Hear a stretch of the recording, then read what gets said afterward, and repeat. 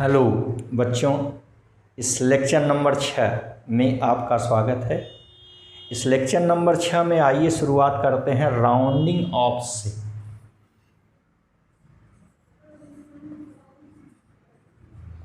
Rounding off, जैसे मान लीजिए कि छोड़ने वाला प्रथम अंक 5 से बड़ा है तो रखने वाला अंतिम अंक 1 बढ़ जाता है। उदाहरण देखिए 2.346 ये है। हमने आपसे कहा कि ये छोड़ने वाला प्रथम अंक, ये यहाँ 1 भी मान लीजिए लिख दें, तो छोड़ने वाला प्रथम अंक ये 6 है। ठीक, ये रखने वाला अंतिम अंक 4 है। तो हमने नियम आपसे बताया कि यदि छोड़ने वाला प्रथम अंक ये क्या है 6, ये बड़ा है 5 से, तो यदि छोड़ने वाला प्रथम अंक बड़ा हो 5 से तो रखा गया अंतिम अंक 1 बढ़ जाता है, जुड़ जाता। 4 है तो यहाँ क्या लिखेंगे, 5 लिखेंगे। इसका उत्तर हो जाएगा 2.35। सहमत है? ये पहला नियम है, याद रखिए। यदि छोड़ने वाला प्रथम अंक 5 से बड़ा हो तो रखा गया अंतिम अंक 1 बढ़ जाता है। क्लियर? दूसरा नियम देखिए, पहला नियम, दूसरा नियम। अब वही फिर, यदि छोड़ने वाला प्रथम अंक 5 से छोटा हो तो रखा गया अंतिम अंक अपरिवर्तित रहता है, माने नहीं बदलता है। देखिए 2.343, आपने क्या कहा कि छोड़ने वाला प्रथम अंक 3 ये छोटा है 5 से, तो ये रखा गया अंतिम अंक 4 अपरिवर्तित रहेगा, नहीं बदलेगा। तो इसको क्या लिखेंगे, 2.34। क्लियर? ये दूसरा नियम है। यदि छोड़ने वाला प्रथम अंक 5 से बड़ा है तो रखा गया अंतिम अंक सदैव 1 बढ़ जाता है। ठीक इसी प्रकार अगर छोड़ने वाला प्रथम अंक 5 से छोटा है तो रखा गया अंतिम अंक अपरिवर्तित रहता है, कोई अंतर नहीं पड़ता। अब इम्पॉर्टेंट सुनिए ध्यान से। अब प्रश्न यही उठता है कि अगर छोड़ने वाला अंक 5 हो तो आपने बड़ा ले लिया, छोटा ले लिया, अगर 5 के बराबर है तो इसको ध्यान से सुनिएगा। यदि छोड़ने वाला प्रथम अंक 5 हो अथवा 5 के आगे 0 हो,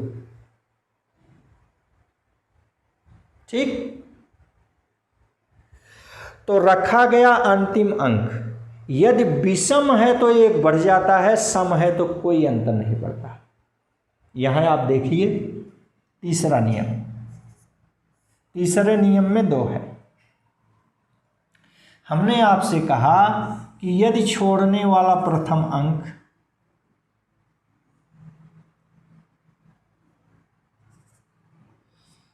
पाँच हो अथवा 5 के आगे 0 हो, देख रहे हैं, तो रखा गया अंतिम अंक यदि विषम है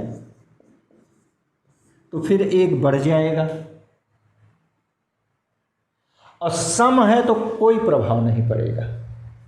देखिए यहां पर इसका उत्तर क्या हो गया, 2.3, और ये विषम है तो 1 बढ़ गया। विषम का मतलब जो 2 से न कटे, 3 तो 2 से कटता नहीं।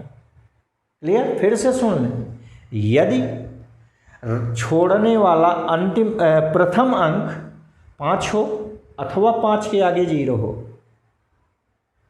तो रखा गया अंतिम अंक यदि विषम है तो 1 बढ़ जाता है, सम है तो कोई प्रभाव नहीं पड़ता। देखिए 2.345 0 मान लीजिए ले ली। तो हमने आपसे कहा था यदि छोड़ा गया प्रथम अंक 5 अथवा 5 के आगे 0 हो, ठीक। तो ये रखा गया अंतिम अंक यदि विषम है तो 1 बढ़ जाएगा, सम है तो कोई प्रभाव नहीं पड़ेगा। सम देखिए कोई प्रभाव नहीं, अपरिवर्तित, अपरिवर्तित, ठीक। इसको क्या लिखेंगे? 2.34। क्लियर? फिर से इस बात को सुने, यदि छोड़ने वाला प्रथम अंक 5 अथवा 5 के आगे 0 हो तो रखा गया अंतिम अंक यदि विषम है तो 1 बढ़ जाता है और सम है तो अपरिवर्तित रहता है, ठीक। ध्यान से फिर से सुने, यदि छोड़ने वाले प्रथम अंक के बाद कुछ अशून्य अंक हों तो रखा गया प्रथम अंक सदैव 1 बढ़ जाता है, चाहे वो सम हो चाहे विषम हो। देखिए चौथा नियम 2.345010। हमने आपसे क्या कहा कि यदि छोड़ने वाला प्रथम अंक 5 तथा इसके बाद कोई अशून्य अंक हो, कुछ अशून्य अंक हो, ठीक। तो एक देखिए अशून्य अंक है, तो ये रखा गया अंतिम अंक सदैव 1 बढ़ जाता है, सदैव +1, सदैव 1 बढ़ जाता है, चाहे वो सम हो चाहे विषम हो। ये हो जाएगा 2.35, 1 बढ़ गया। तो इस ढंग से राउंडिंग आपके हमने आपको ये 4 नियम दी। फिर से आप सुन लें, हमने आपसे कहा कि यदि छोड़ने वाला प्रथम अंक 5 से बड़ा है तो रखा गया अंतिम अंक सदैव 1 बढ़ जाएगा। जैसे यहाँ देखिए छोड़ने वाला प्रथम अंक 6 है, ये 5 से बड़ा है, तो ये रखा गया अंतिम अंक 4 सदैव 1 बढ़ गया तो 5 हो गए। दूसरा नियम है कि यदि छोड़ने वाला प्रथम अंक 5 से छोटा है तो रखा गया अंतिम अंक सदैव अपरिवर्तित रहेगा, कोई प्रभाव नहीं पड़ेगा। देखिए यह छोड़ने वाला प्रथम अंक, ठीक, यह 5 से छोटा है, 3 से छोटा है, तो यह रखा गया अंतिम अंक अपरिवर्तित रहेगा, 4 है 4 रहेगा, जो भी है वही रहेगा, अपरिवर्तित, अपरिवर्तित।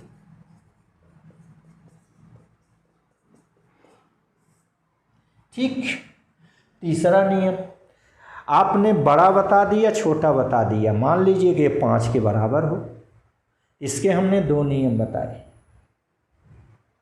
हमने आपसे बताया कि यदि छोड़ने वाला प्रथम अंक 5 अथवा 5 के आगे 0 हो, ठीक, तो रखा गया अंतिम अंक यदि विषम है तो 1 बढ़ जाता है और सम है तो अपरिवर्तित रहता है। जैसे देखिए यहाँ पर छोड़ने वाला प्रथम अंक 5 है, हमने कहा 5 अथवा 5 के आगे 0 हो, तो ये रखा गया अंतिम अंक यदि विषम है तो 1 बढ़ जाएगा। देखिए 3 विषम होता है, 2 से नहीं कटता है, इसलिए 1 बढ़कर 4 हो गए, ठीक। और यदि ये सम है तो अपरिवर्तित रहेगा। देखिए ये 4 है, सम है तो ये 4 का 4 ही रहेगा, ये नहीं बदलेगा। दूसरा नियम क्या बताए कि भैया यदि छोड़ने वाला प्रथम अंक 5 हो और उसके आगे कुछ अशून्य अंक हों, अशून्य अंक माने 1 2 3 4 5 6 7 8 9, ये सब अशून्य अंक है, तो रखा गया अंतिम अंक सदैव 1 बढ़ जाता है।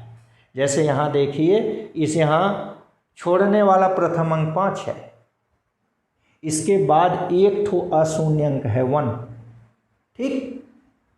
तो रखा गया अंतिम अंक ये 4 है, ये 1 बढ़ जाएगा 5 हो जाएगा। ये चाहे सम हो चाहे विषम हो, कोई फर्क नहीं पड़ता। हम उम्मीद है आपको आ गया हो। अब आइए हम पढ़ते हैं सार्थक अंक, सिग्निफिकेंट फिगर, सार्थक अंक।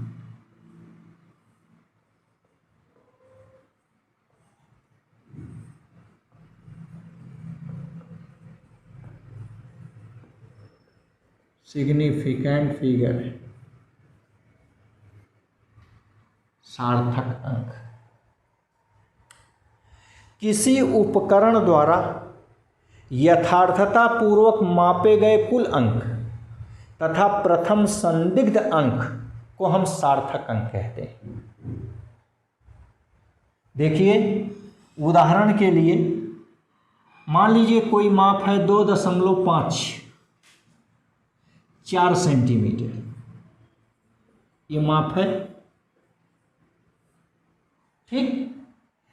यह माप आप देखिए 2.53 सेमी से 2.55 सेमी के बीच कुछ भी रहे, हम उसे 2.54 सेमी ही पढ़ेंगे। कोई माप है, कोई लंबाई है 2.54 सेमी। याद रखिए इस लंबाई का बार बार उदाहरण लेने का एक कारण है। दरअसल 1 इंच बराबर 2.54 सेमी होता है। तो आप बार बार उदाहरण लेते रहिए तो यह बातें अपने आप कंठस्थ हो जाती हैं, याद हो जाती हैं, आपको याद करने की ज़रूरत नहीं पड़ती। याद रखिए 1 इंच बराबर 2.54 सेमी। हमने आपसे कहा मान लीजिए कि यह लंबाई है 2.54 सेमी। यदि किसी छात्र ने इसी लंबाई को मापा, उसमें आया 2.53 सेमी, दूसरे ने मापा 2.55 सेमी, तीसरे ने इसी के बीच कुछ भी माप दिया, चौथे ने कुछ भी माप दिया। तो लंबाई यदि इसके बीच है तो अमूमन हम इसे 2.54 सेमी ही पढ़ते हैं। इसका अर्थ क्या हुआ कि कभी 4 पढ़ रहे हैं, कभी 3 पढ़ रहे हैं, कभी 5 पढ़ रहे हैं। इसका मतलब ये हुआ कि इस माप में अंतिम अंक जो है वह संदिग्ध अंक है, डाउटफुल है। इसको हम डाउटफुल, संदिग्ध अंक,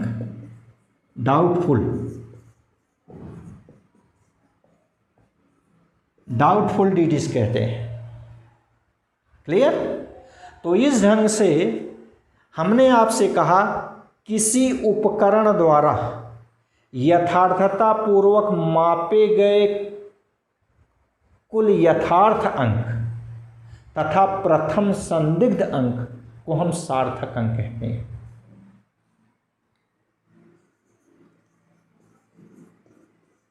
उपकरण द्वारा मापे गए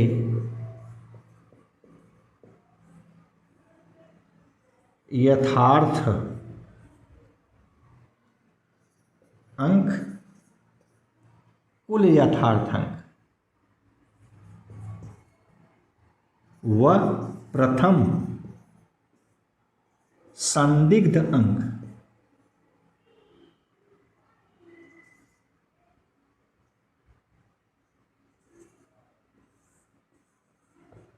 को सार्थक अंक कहते हैं।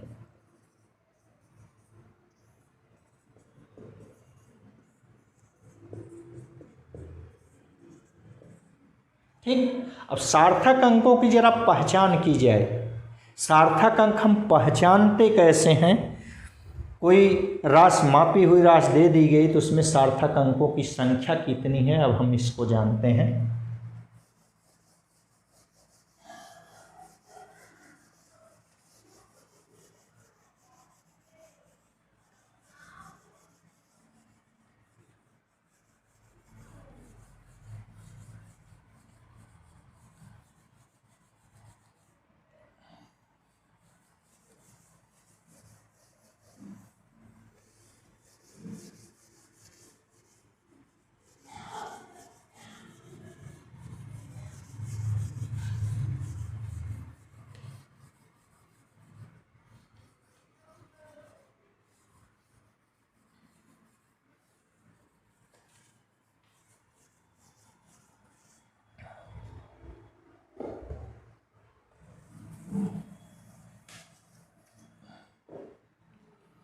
Significant figure.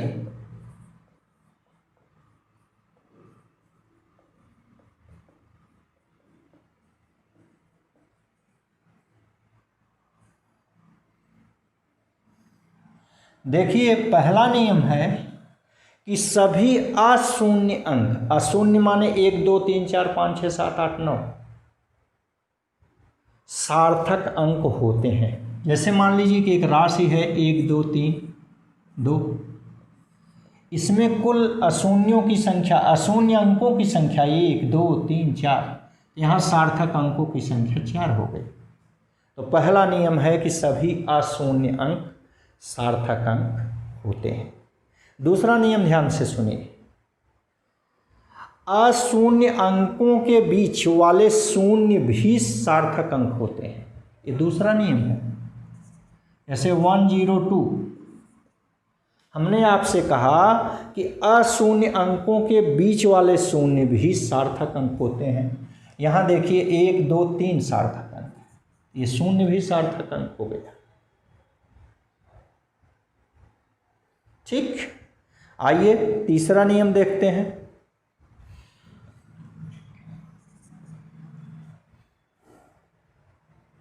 दशमलव विहीन संख्या माने जिस संख्या में दशमलव न हो, उसमें अंत में अशून्य अंक के आगे आने वाले शून्य, बाद में आने वाले शून्य सार्थक अंक नहीं होते हैं।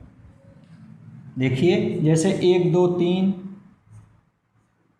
0 0, देख रहे हैं। हमने आपसे कहा दशमलव विहीन संख्या माने जिसमें दशमलव न हो, उसमें अंत में, बाद में, अशून्य अंकों के बाद में आने वाले शून्य सार्थक अंक नहीं होते हैं। यहाँ सार्थक अंकों की संख्या 1 2 3 हो जाएगी। क्लियर? अब आइए दशमलव संख्या की चर्चा करते हैं। दशमलव संख्या में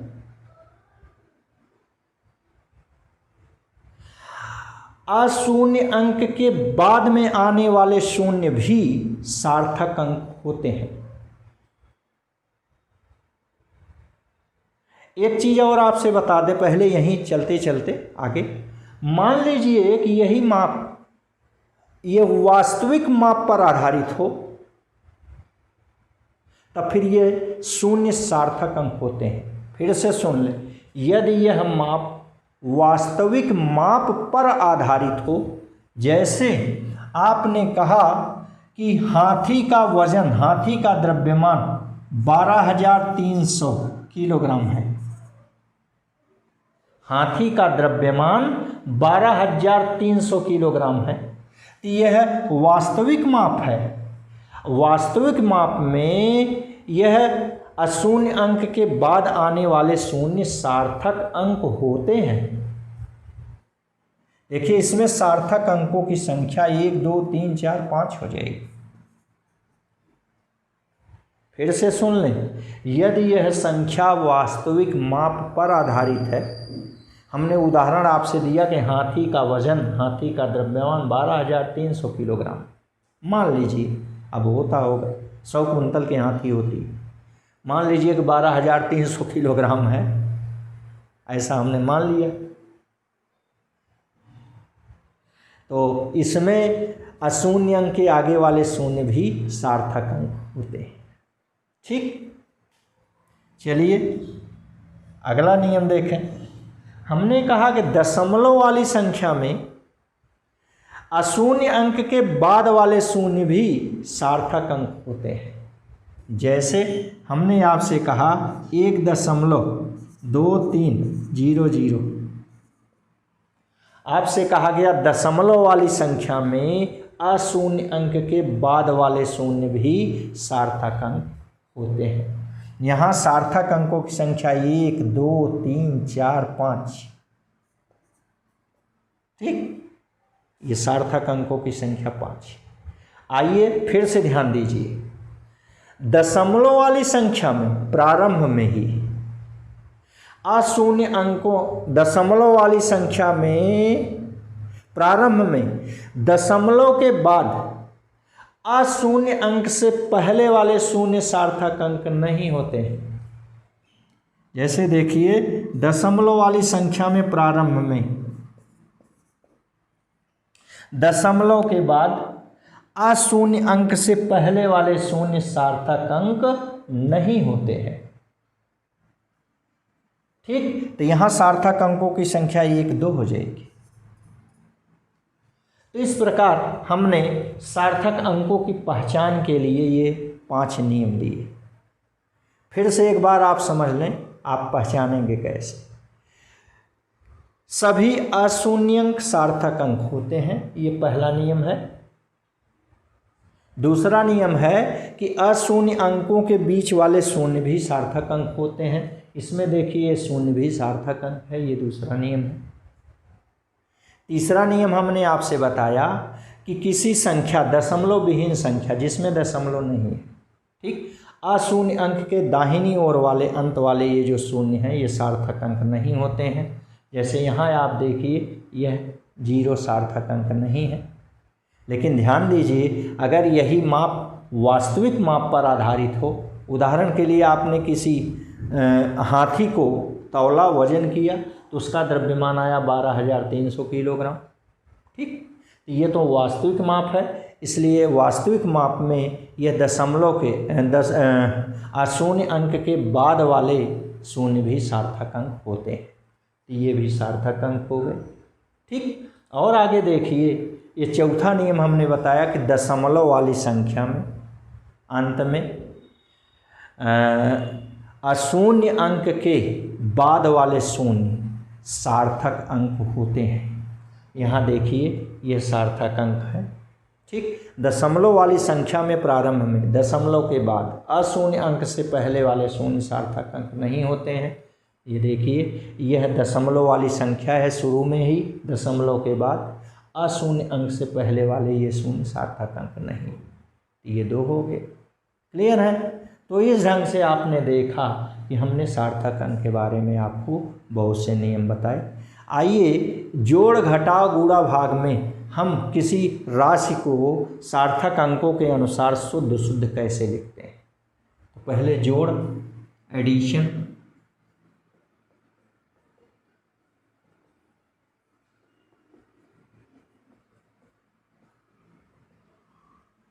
ठीक। इसमें नियम है, शॉर्टकट नियम है। ये देखिए यहाँ हम लिख दे रहे हैं addition A, subtraction S, multiplication M, division D, ठीक। एडिशन और सब्ट्रैक्शन में यम मतलब हुआ कि दशमलव के बाद मिनिमम डिजिट देखते हैं, मिनिमम नंबर ऑफ डिजिट देखते हैं। दशमलव के बाद सबसे कम अंकों वाली हम संख्या को देखते हैं, ठीक। और मल्टीप्लिकेशन एडिशन में हम यस देखते हैं। यस मतलब होता है सिग्निफिकेंट फिगर। मल्टीप्लिकेशन और डिवीजन में हम मिनिमम सिग्निफिकेंट वाली न्यूनतम सार्थक अंकों वाली संख्या को हम देखते हैं। फिर से इस शॉर्टकट आइडिया है, इसको समझ। एडिशन सब्ट्रैक्शन माने जोड़ घटाव में हम दशमलव के बाद मिनिमम नंबर्स को देखते हैं। जिस संख्या में मिनिमम नंबर्स हैं उतना ही उत्तर में भी होने चाहिए, ठीक। दशमलव के बाद जिस संख्या में न्यूनतम अंक हैं उत्तर में भी दशमलव के बाद उतने ही न्यूनतम अंक होने चाहिए। मल्टीप्लिकेशन और डिवीजन में यस मतलब सिग्निफिकेंट फिगर देखते हैं। हम संख्याओं में जिन संख्या में न्यूनतम सार्थक अंक हैं उतने ही न्यूनतम सार्थक अंक उत्तर में भी होने चाहिए। देखिए इसका एप्लीकेशन आपको यहाँ बताएंगे तो आपके समझ में आएगा। जैसे मान लीजिए कि एक राशि है 2.5, दूसरी राशि है 2.34। इसको हमको जोड़ना है, एडिशन करना है। पहले तो हम साधारण ढंग से जोड़ घटा लेंगे। ये 4 हो गया, यहाँ कुछ है नहीं। याद रखिए 0 अपने मन से नहीं लिखेंगे, जो जैसे रहेगा वैसे ही रहेगा। ये 4 हो गया, ये 5 3 8 हो गया, और ये 2 2 4 हो गया। ठीक, अभी अभी आपने बताया था कि हम एडिशन और सब्ट्रैक्शन में क्या देखेंगे, यह दशमलव के बाद मिनिमम अंकों की संख्या को देखेंगे। तो दशमलव के बाद देखिए, नीचे वाले में 2 अंक है, ऊपर वाले में 1 अंक है, तो मिनिमम अंक ये है, देख रहे हैं, मिनिमम अंक 1 है। तो उत्तर में भी दशमलव के बाद मिनिमम 1 अंक होना चाहिए, हमको यही 8 रखना है। अब जरा सा अपना राउंडिंग आप याद कीजिए। यदि छोड़ने वाला प्रथम अंक 5 से छोटा है तो यह रखा गया अंतिम अंक अपरिवर्तित रहेगा। देखिए ये 4, ये छोटा है 5 से, तो ये अपरिवर्तित रहेगा, तो ये 4.8 इसका उत्तर आएगा। समझ गए? फिर से इस बात को समझ लें। हमने आपसे कहा जोड़ घटाव में, एडिशन सब्ट्रैक्शन में दशमलव के बाद मिनिमम अंकों वाली संख्या को देखेंगे। यहाँ देखिए दशमलव के बाद यहाँ 2 अंक है, यहाँ 1 अंक है, तो मिनिमम अंक ऊपर वाली संख्या में है 1 अंक, तो दशमलव के बाद 21 अंक उत्तर में भी रहेगा। तो यहाँ 2 अंक है, तो इस हम 4 को भगाएंगे।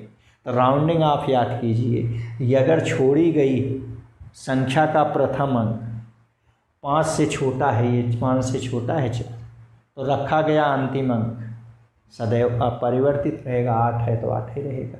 क्लियर हो गए? आइए इसको घटाते हैं। घटाओ, सब्सट्रैक्शन।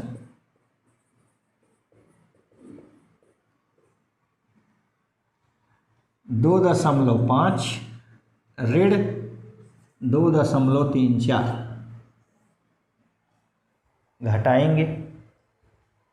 घटाओ तो साधारण किस तरीके से घटाएंगे, यहाँ हम मानने को कह रहे हैं, लिखेंगे नहीं।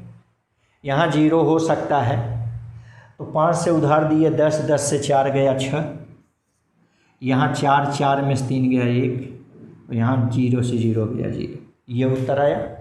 ठीक, हमने आपसे कहा है कि हम उसको 2.50 नहीं लिखेंगे, मानने को घटाना था, हमने मान के घटा दिया साधारण घटाव की तरह, जोड़ की तरह, लेकिन लिखेंगे नहीं। क्यों नहीं लिखेंगे अभी बताते हैं आपसे। हाँ, यहाँ ये आगे फिर वही नियम लगाइए, जोड़ घटाव में दशमलव के बाद मिनिमम अंकों वाली संख्या लेंगे। ये नीचे 2 अंक है, ऊपर दशमलव के बाद 1 अंक है, तो ये नीचे वाली ऊपर वाली संख्या ले ली। तो दशमलव के बाद 21 अंक चाहिए उत्तर में भी, दशमलव के बाद 1 अंक, दशमलव के बाद देखो यहाँ पर 2 अंक हैं। तो यदि छोड़ने वाला अंक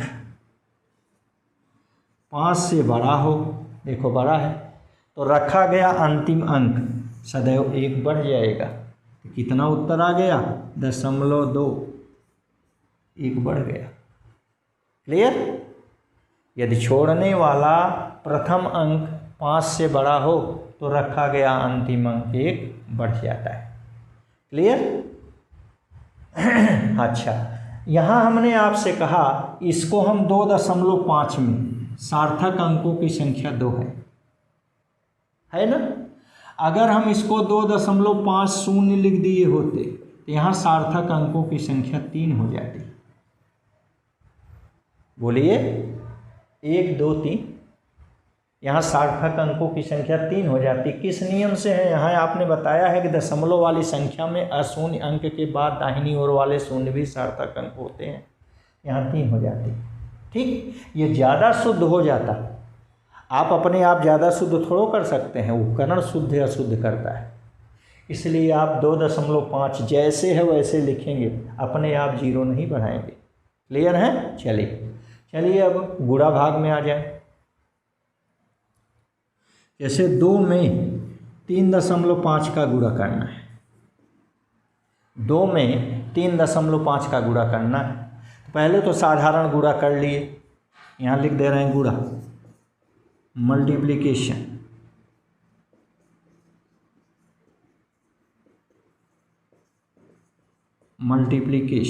गुणा 3.5 दूना 7 इसका उत्तर आ गया। ठीक।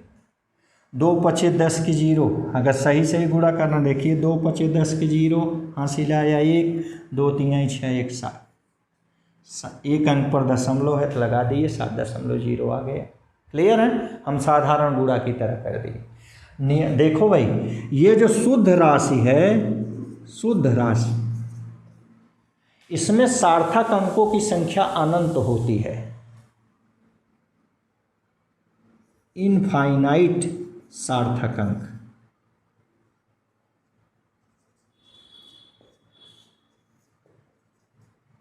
ठीक, तो आपने कहा है कि गुणा और भाग में सिग्निफिकेंट फिगर, सार्थक अंक देखेंगे, न्यूनतम सार्थक अंक वाली संख्या लेंगे। जैसे यहाँ दशमलव के बाद न्यूनतम अंक लेते हैं, वैसे यहाँ न्यूनतम सार्थक अंक वाली संख्या, जोड़ घटाव में न्यूनतम अंक लेते हैं, गुणा भाग में न्यूनतम सार्थक अंक लेते हैं। इसमें ये वास्तविक संख्या है, इसमें अनंत सार्थक अंक है। इसमें कहे हैं 2 ठो, देखिए यहाँ 2 सार्थक अंक, इसमें कितने हैं? 2 सार्थक अंक हैं। तो इसलिए यहाँ पर सार्थक अंकों की संख्या देखिए 7 नहीं लिखेंगे, ये 7.0 लिखेंगे, 7 नहीं लिखेंगे, क्योंकि सार्थक अंकों की संख्या कितनी होनी चाहिए? न्यूनतम 1 2, यहाँ सार्थक अंकों की संख्या 2 है, तो हम 7 नहीं लिखेंगे, 7.0 लिखेंगे। क्लियर है? इसी प्रकार आइए भाग में भी देख लीजिए, भाग डिवीजन। ये 3.5 में 2 का भाग दीजिए, तो 2 एकम 2, 2 सते 14, 2 एकम 2, 2 सते 14, 1 15, 2 पचे 10। इसका उत्तर 1.75 आया। साधारण भाग जैसे हुआ वैसे दे लिए। अब आप अपना नियम लगाइए। इसमें देखिए ये शुद्ध संख्या है, इसमें अनंत सार्थक अंक है, और इसमें सार्थक अंकों की संख्या अब हम यही लेंगे। सार्थक अंकों की संख्या कितनी है? 2। उत्तर में भी सार्थक अंकों की संख्या 2 होनी चाहिए। ठीक, आप यहाँ देखिए छोड़ने वाला अंक 5, आपने कहा था यदि छोड़ने वाला प्रथम अंक 5 हो अथवा 5 के आगे 0। ठीक, तो रखा गया अंतिम अंक अगर विषम है तो 1 जुड़ जाता है, सम है तो अपरिवर्तित रहता है। ये तो विषम है, 1 जुड़ जाएगा तो 1.8 हो जाएगा। ठीक, यहाँ देखिए सार्थक अंकों की संख्या 2, यहाँ भी सार्थक अंकों की संख्या कितनी है? 2। ये सार्थक अंकों की संख्या, इसका ये उत्तर आएगा। ठीक, तो इस ढंग से हमने आपको सार्थक अंक बताए, सार्थक अंक की सहायता से जोड़ घटाव गुणा भाग बताए, राउंडिंग ऑफ का इसमें प्रयोग करके शुद्ध क्या लिखा जाए उसको बताए। अब आइए अब पढ़ते हैं त्रुटि, एरर।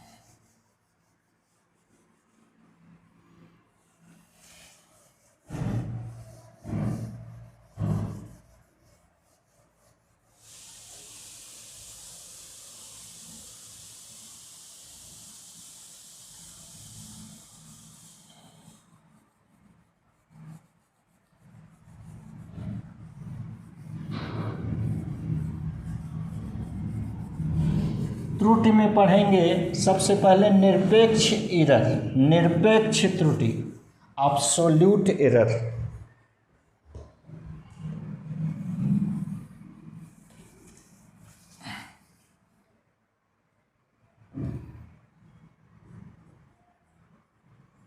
निरपेक्ष, एब्सोल्यूट एरर।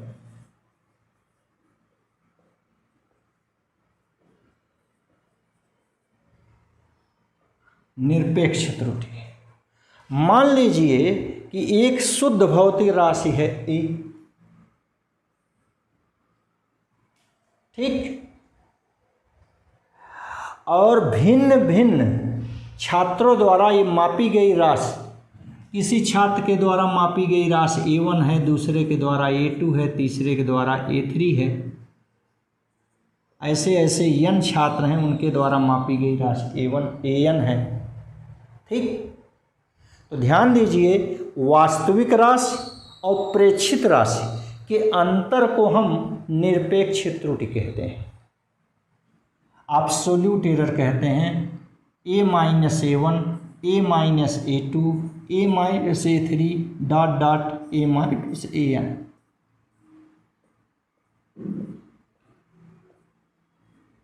ठीक। तो एब्सोल्यूट एरर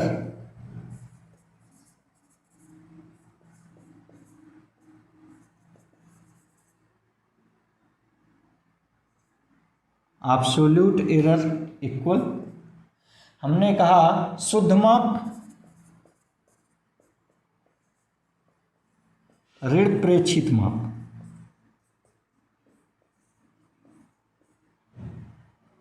इसी को कहेंगे डेल्टा ए,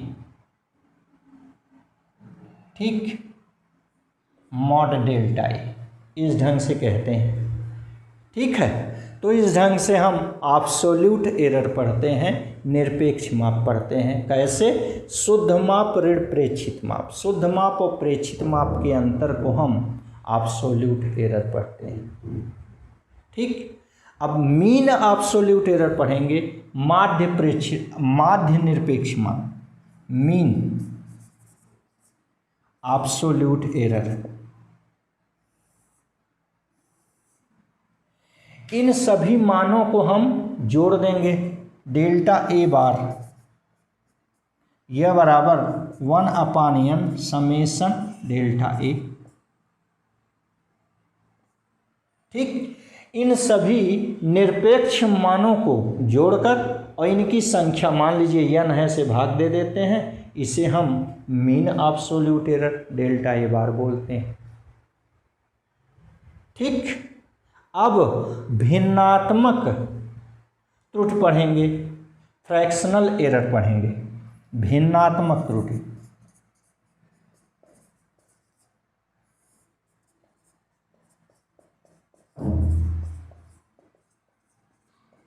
फ्रैक्शनल एरर, भिन्नात्मक त्रुटि, यह मीन एब्सोल्यूट एरर माध्य निरपेक्ष त्रुटि में कुल मान से भाग दे देते हैं, इसी को हम कहते हैं भिन्नात्मक त्रुटि, ठीक। डेल्टा ए ओवर ए कैसे किया गया? माध्य निरपेक्ष त्रुटि में उसके वास्तविक मान से भाग देते हैं, इसे हम भिन्नात्मक त्रुटि कहते हैं, ठीक। अब percentage fractional error, percentage error, प्रतिशत त्रुटि, प्रतिशत त्रुटि, परसेंटेज एरर, परसेंटेज एरर, इसी भिन्नात्मक त्रुटि में 100 का गुणा करते हैं, इससे हमें प्रतिशत त्रुटि मिलती है, ठीक। तो प्रतिशत त्रुटि का एक और सूत्र है, देखिए, प्रतिशत त्रुटि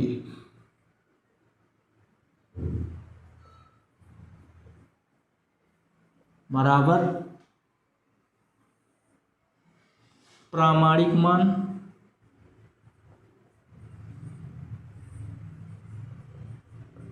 डिफरेंस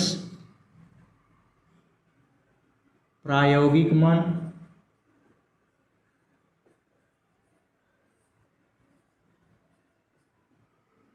बटे प्रामाणिक मान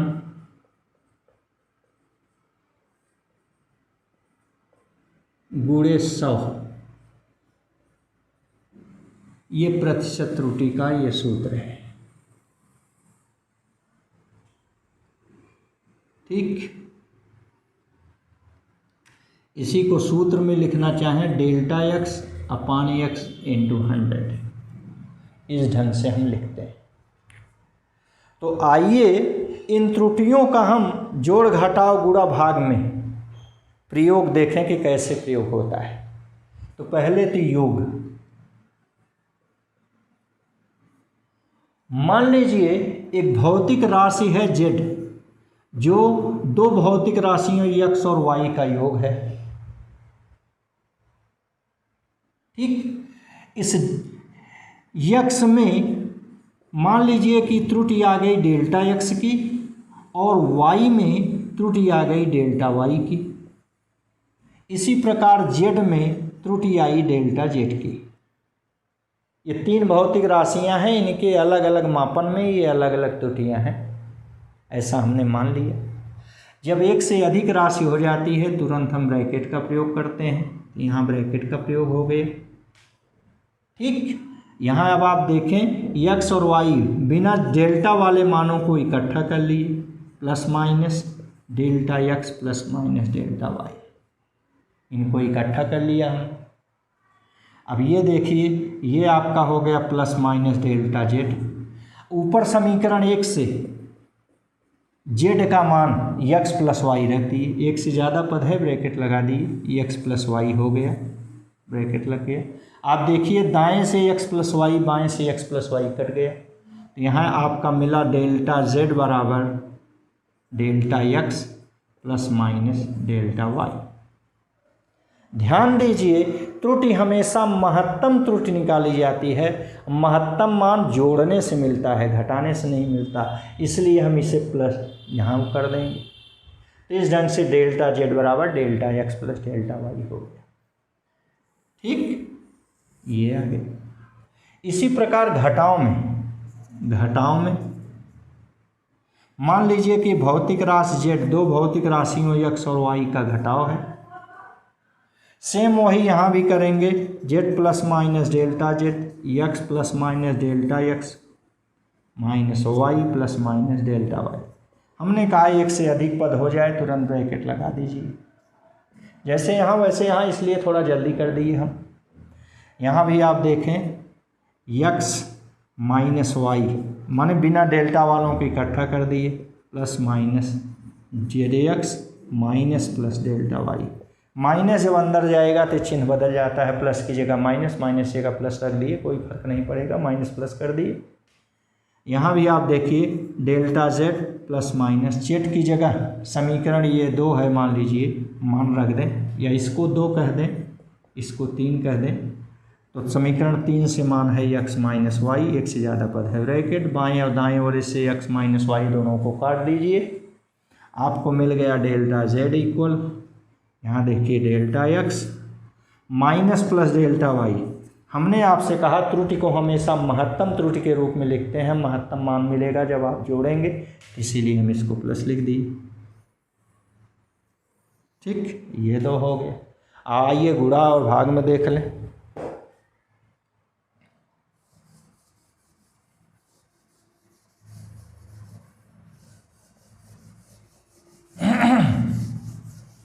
मान लीजिए कि एक भौतिक राशि z है, दो भौतिक राशियों x और y का गुणनफल है।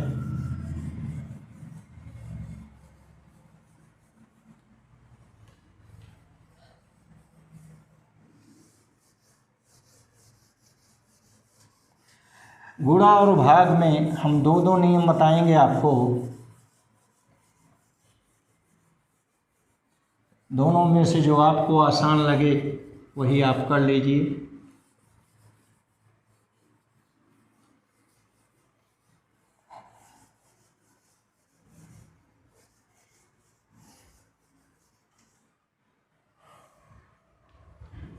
देखिए गुणा का मल्टीप्लिकेशन का, हमने आपसे कहा मानिए z x और y का गुणनफल है, समीकरण 1 2 3 4 ये 5 हो गया। ठीक, इसमें हम लिखेंगे z plus minus delta z, x plus minus delta x into y plus minus delta y। ठीक, ये लिख दिए। अब साधारण गुणा कीजिए, x का गुणा y में xy, x का गुणा डेल्टा y में plus minus X delta Y, delta X का गुणा वाई में कीजिए plus minus delta X into Y, फिर plus minus delta X into delta Y. ठीक, फिर देखिए डेल्टा जेड हो गया प्लस माइनस जेड का मान समीकरण 1 से रख दीजिए एक्स वाई, देखिए बाएं और दाएं से एक्स वाई कट गया, यहाँ केवल डेल्टा जेड बच गया। यहाँ देखिए ये भौतिक राशियाँ डेल्टा एक्स डेल्टा वाई ये त्रुटियाँ हैं, बहुत छोटी होती हैं, छोटी राशियों का गुणनफल और भी छोटा होता है, इसलिए हम इसे छोड़ देते हैं। यहाँ पर आप देखिए बच गया x delta y plus y delta x, ये आ गया। ठीक, अब इसके बाद हम भिन्नात्मक त्रुटि लेते हैं। भिन्नात्मक त्रुटि माने समीकरण 5 से भाग दे देते हैं इसमें, ये डेल्टा जेड अपान जेड मिलता है, ये हो गया X delta Y upon Z plus minus Y delta x upon Z. ठीक, ये भिन्नात्मक त्रुटि है। और अगर महत्तम लेना हो तो महत्तम मान तब आएगा जब हम इसे जोड़ेंगे, तो ये हो गया, तो delta z upon Z max महत्तम भिन्नात्मक त्रुटि। यहाँ देखिए जेड का मान समीकरण 5 से है x y, x delta y plus y delta x बटे एक्स वाई। यहाँ देखिए एक्स कटा, यहाँ देखिए वाई कटा, तो बच गया जेड के माप में भिन्नात्मक महत्तम भिन्नात्मक त्रुटि delta Z over Z max, ये आ गया delta Y upon Y plus delta x upon x. ठीक, अब प्रतिशत त्रुटि अगर इसमें निकालनी हो तो delta z upon Z max into 100 कर देंगे, ये प्रतिशत त्रुटि क्रम से आ जाएगा delta x upon x into 100 plus delta Y upon Y into 100। ये यक्स के मान में प्रतिशत त्रुटि हो गई और ये वाई के मान में प्रतिशत त्रुटि हो गई, इन दोनों को जोड़ देंगे। तो इस ढंग से दो राशियों के गुणनफल में प्रतिशत त्रुटि कैसे निकाली जाती है ये देख ली। अब आइए दो राशियों के भाग में प्रतिशत त्रुटि कैसे निकाली जाती है देख लें। आप चाहें तो एक और नियम लगा सकते हैं, लेकिन छोड़िए, जब यहाँ आ गया लाग विधि का उपयोग करते हैं, लास्ट में एक विधि लाग विधि बता देंगे। तो भाग में देखिए जरा, भाग मान लीजिए कि यह जेड जो है यक्स और वाई के भाग देने पर प्राप्त होता है Z equal X upon Y. ठीक, तो ये है Z plus minus delta Z equal X plus minus delta Y upon Y plus minus delta X plus minus delta X Y plus minus delta Y. एक से ज़्यादा पद है, bracket लग गया। ऊपर आप देखिए, ऊपर यक्स कॉमन ले लें तो यहाँ बच गया 1 plus minus delta x upon x, और नीचे देखिए वाई कॉमन ले लें, यहाँ बच गया 1 plus minus delta Y upon Y. ठीक, इसको अगर हमको लिखना है तो एक्स अपान वाई अलग से लिख दें इंटू, ये देखिए ऐसा करते हैं 1 plus minus delta x upon X, इसको 1 plus minus delta Y upon Y की पावर -1 कर दी, ये हो गया डेल्टा जेड प्लस माइनस देखिए X upon Y delta Z Z Z plus delta Z, ये आ गया। इसके बाद यक्स अपान वाई, इसको छोड़ दीजिए, जब वही है क्या लिखें।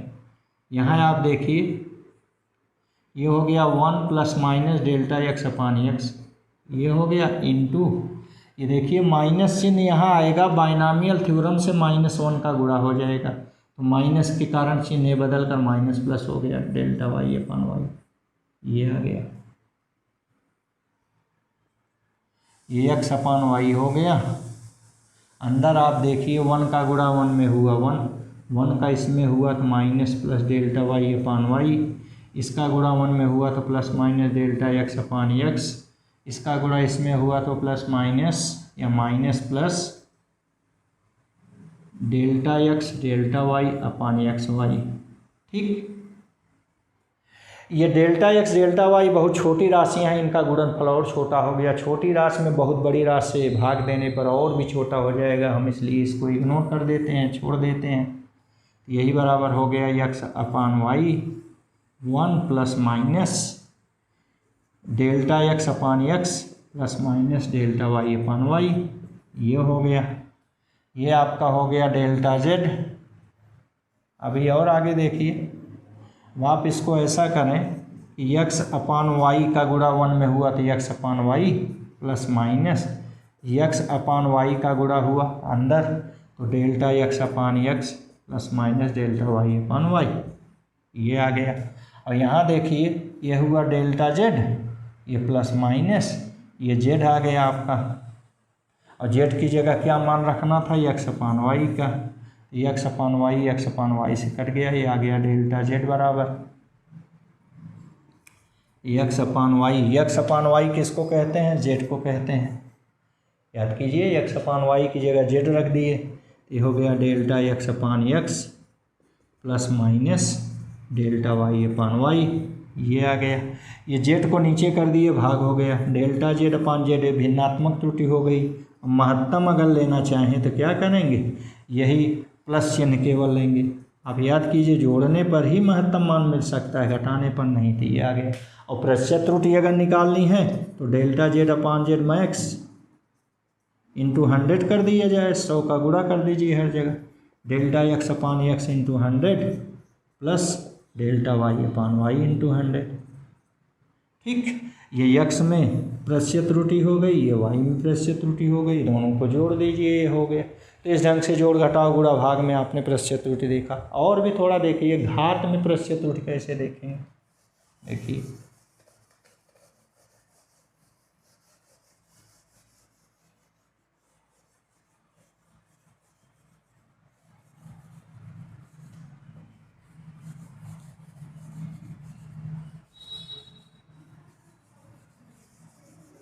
ये जो दूसरी विधि आपसे कह रहे हैं बताने के लिए वो लॉग मेथड है, इसको हम घात में आपको बता दे रहे हैं। मान लीजिए कि एक भौतिक राशि है जेड, ओ एक्स वाई स्क्वायर, इस प्रकार से दो भौतिक राशियों एक्स वाई पर निर्भर कर रही है।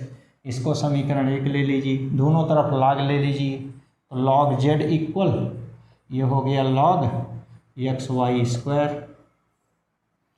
लॉग का अवकलन आप पढ़े हैं, लॉग का अवकलन होता है लॉग एक्स का अवकलन 1 अपान एक्स, लॉग एक्स का अवकलन 1 अपान एक्स होता है। तो वैसे ही लॉग जेड का अवकलन 1 अपान जेड हो गया, और एक्स का अवकलन पार्शियल डेरिवेटिव हम यहाँ करते हैं, आंशिक अवकलन डी एक्स होता है, तो वही यहाँ डेल्टा एक्स लिख दें, तो वैसे डेल्टा जेड। ऐसे ही अब आप पढ़े हैं लॉग, थोड़ा सा इसको हल कर लें, दो पदों के गुणनफल का log, log M into N बराबर होता है लॉग यम प्लस लॉग एन। अगर गुणा है तो सब अलग अलग करके हम प्लस कर देते हैं, जोड़ देते हैं। ये हो गया log x plus log y square, और हल कर दें। जब घात रहती है तो उसको हम लॉग के सबसे पहले लिख देते हैं, जैसे लॉग यम घात एन बराबर होता है यम लॉग एन, ये घात का गुणा हो गया तो लॉग वाई हो गए, ऐसे हो गए। ठीक, ये आपका लॉग जेड है। हमने आपसे कहा कि अब हम इसका आंशिक अवकलन करेंगे, पहले लॉग लेते हैं फिर इसका आंशिक अवकलन करते हैं। इसको समीकरण 1 कह दिए, इसको समीकरण 2 कह दिए। समीकरण 2 का आंशिक अवकलन करने पर डिफरेंशिएट पार्शियली इक्वेशन 2 भी है। इसका जब हम आंशिक अवकलन करते हैं, जैसे लॉग एक्स का अवकलन 1 अपान एक्स होता है, और एक्स का अवकलन जैसे D x, derivative D x कहते हैं, तो यहाँ पार्शियल डेरीवेटिव है डेल्टा एक्स कहेंगे, प्लस इसी ढंग से 2 गुणे लॉग वाई का डेल्टा वाई अपान वाई हो गया, लॉग जेड का आंशिक अवकलन डेल्टा जेड अपान जेड हो गया। इस बात को समझ गए आप? फिर से सुनिए, लॉग एक्स का अवकलन 1/x होता है, और यक्स का पार्शियल डेरिवेटिव आंशिक अवकलन dx होता है। अवकलन को अंग्रेजी में डेरिवेटिव कहते हैं, डिफरेंशिएशन कहते हैं, उसके पहले अक्षर डी से निरूपित करते हैं dx। तो यहाँ आंशिक अवकलन है इसलिए हम इसको डेल्टा x लिखते हैं। तो इस ढंग से डेल्टा x अपान x, डेल्टा y अपान y, डेल्टा z अपान z हो गए। और आप पढ़े हैं, अब इसका महत्तम भिन्नात्मक त्रुटि डेल्टा z अपान z मैक्सिमम। अब परसेंटेज एरर चाहिए, 100 का गुणा कर देंगे, ये हो गया डेल्टा x अपान x इंटू 100। मान लीजिए यहाँ माइनस प्लस कुछ भी होता तो महत्तम चाहिए तो हमेशा हम प्लस ही रखेंगे, डेल्टा y अपान y इंटू 100। ठीक, इस ढंग से ये हो गया। अब आप फिर ध्यान दीजिए, मान लीजिए कि आपको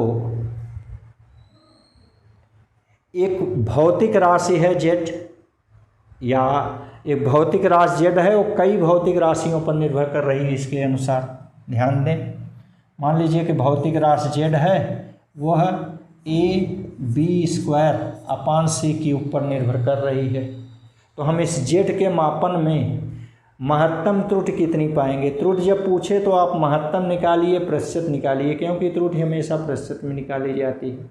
अब इसको देखिए कैसे तुरंत हम लोग निकाल लेंगे। तो इसको कहेंगे महत्तम भिन्नात्मक प्रतिशत त्रुटि हो जाएगा डेल्टा z अपान z मैक्स इंटू 100 इक्वल। ध्यान दीजिए यहाँ a है तो इसको लिखेंगे delta a upon a into 100। गुणा भाग चाहे जो भी हो, महत्तम के लिए प्लस। नियम तो है कि जब भाग होता तो माइनस होना चाहिए जब लाग वोग लेते, लेकिन महत्तम है तो इसलिए हर जगह प्लस, और जो घात होती है उसी का गुणा। जैसे यहाँ 2 घात है तो 2 का गुणा कर दिए, डेल्टा b अपान b इंटू 100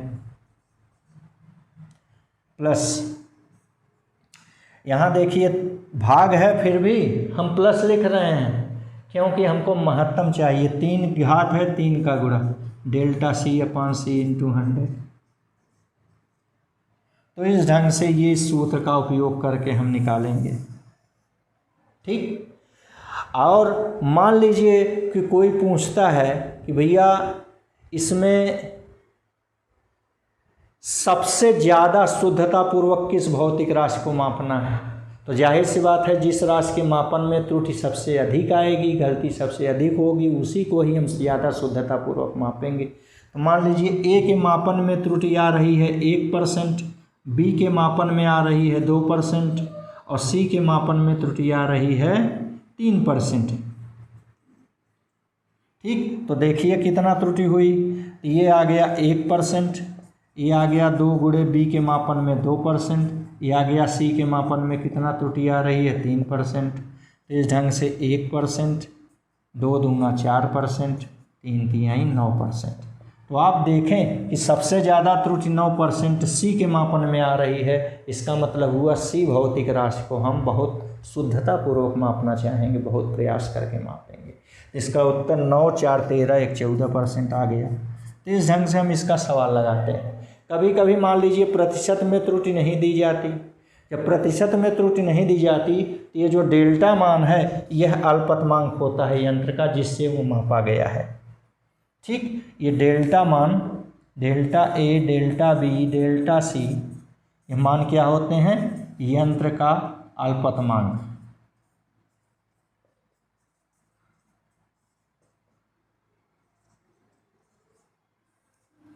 कभी कभी मान लीजिए ए की जगह दिया है 1.2 सेंटीमीटर, बी की जगह दिया है 1.25 सेंटीमीटर। अब हम डेल्टा ए कैसे निकालेंगे। डेल्टा ए का मान, ये दशमलव के अंत में जो राशि रहे वहाँ 1 लिख दीजिए और हर की जगह 0 लिख दीजिए। जैसे यहाँ डेल्टा बी का मान निकालना है, हमने कहा दशमलव के अंत में 5 है तो यहाँ 1 लिख देंगे और हर की जगह 0 लिख देंगे, 2 अंक पर दशमलव। इसी प्रकार डेल्टा मान हो गया 0.01, यहाँ डेल्टा मान हो गया ये। क्या आइडिया हमने बताया कि अगर मान लीजिए कि अल्पतमांक की भी बात न हो, यंत्र के बारे में न लिखा हो, तो आप क्या करेंगे, जो मान दिया गया उसके अनुसार। दशमलव में दाहिनी और अंत वाले अंक की जगह 1 लिखिए और बाईं ओर बढ़ते चले जाइए, सब जगह 0 लिख दीजिए। जैसे उदाहरण के लिए जैसे b का मान 1.25 cm है, मान लीजिए दिया है सवाल में, तो यह अंत में 5 है, इसकी जगह 1 लिखेंगे और बाएं ओर भागते चले जाएंगे 0 0 लिखेंगे, तो डेल्टा b की जगह 0.01। त्रुटि कैसे इसकी निकालेंगे? त्रुटि का सूत्र ही हमने आपसे बताया है कि डेल्टा b अपान b इंटू 100, ये त्रुटि है। डेल्टा b का मान 0.01, b का मान अभी अभी देखे 1.25 गुणे 100। इसको आप हल करेंगे तो आपको पता चल जाएगा। देखिए 2 अंक पर दशमलव है, 2 अंक पर कट जाएगा, 1/125 ये 100 हो गया, 25 चौका 100, 25 पच्चे 125, 4/5 आ जाएगा और 4/5 को हल करेंगे 0.8% आ जाएगा। तो इस ढंग से हम प्रतिशत त्रुटि के भी सभी सवाल हल करेंगे। धन्यवाद।